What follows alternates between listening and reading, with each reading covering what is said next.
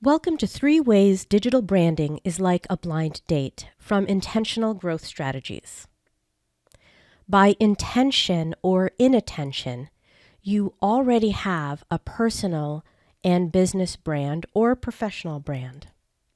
Your customers and clients see it before they meet you, and your brand is what they say it is, not what you say it is. Given this information, meeting your customer for the first time is like a blind date. How do you prepare in today's digital age? Why you're here to find out how people get to know you online, what they learn about you, and whether what they see and what you know match. I'm Shoma Jurgensen. I'm the owner of Intentional Growth Strategies. However, I want to note that the content in the video today is courtesy of a guest blog post by Jennifer Radke of Socially Inspired. You can learn more about her business on Facebook, and you can certainly link to her and these slides in a variety of ways you'll learn in the comments to this video. Let's get started. How digital branding is like a blind date. Now, blind dates are very different today than they used to be 10 years ago. You would have a mutual connection that would suggest, hey, you guys should get together. And then the moment of truth. You'd meet the person, and then they would tell you what they're like, and you would compare, crossing your fingers that what you learned and what you experience match. Today's age is very different. There's an abundance of research. So once the suggestion to get together with someone is made, you will Google them. You'll check out their LinkedIn profile, Twitter, Facebook. You'll talk to common connections for what we would call reviews today. You might look at photos and videos, and some people go as far as a background check. All of this is happening before the moment of truth of meeting that person for the first time, where you've already created an expectation of the experience you're going to have. So there's this shift in the moment of truth in today's digital age. And it's called ZMOT. I'm going to define it in a moment. But what happens is there's interest, right? And it used to be that after interest, you would get a little bit of information and then you would seek your first interaction, either with that brand or that person or that product.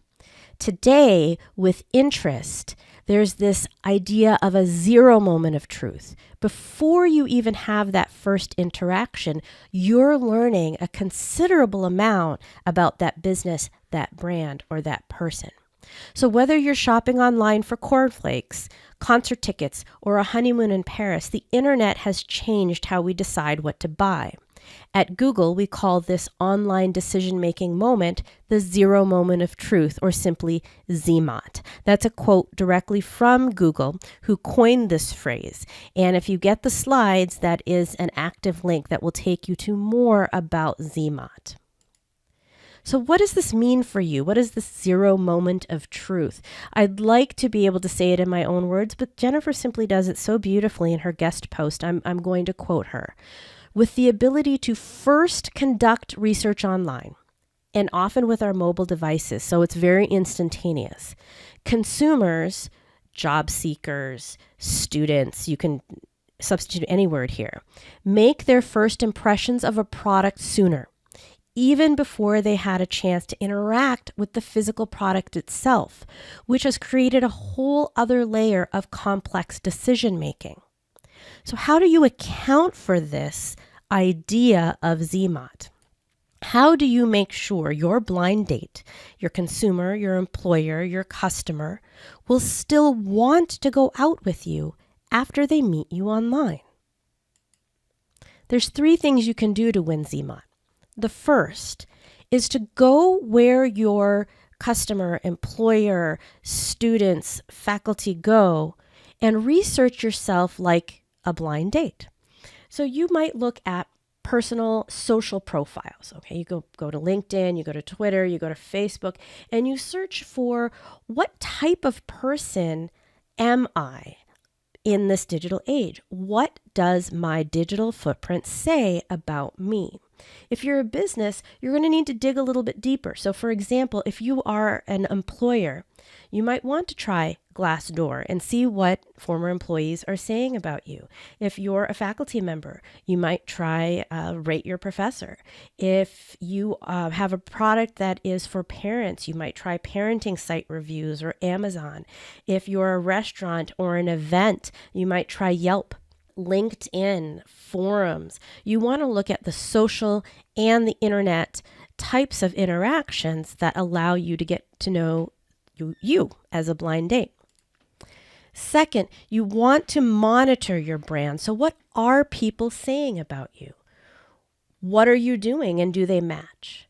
So if you're saying you're a successful business person that builds people up, but your posts are negative, what you say and what you do not match. If you're a business, how do you address public customer complaints? And are you highlighting accolades that you get from your customers? Is what you're saying your business experience is the same as what your customers are saying? It's important to know this information so that you can respond or reinforce appropriately. People buy based on trust. They buy from brands they trust.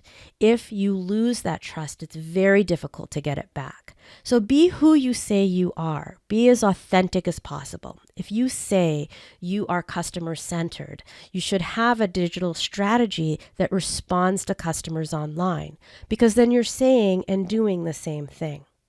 You don't want to overpromise or behave differently than what your brand is online. So what's the bottom line here? First, people learn about you before they even meet you. Second, what people say about you is your brand. Doing what you say you'll do builds trust in your brand. Know what that brand is and reinforce it. I hope you enjoyed what you learned here today, and if you like it, there's more in the works. Please subscribe today.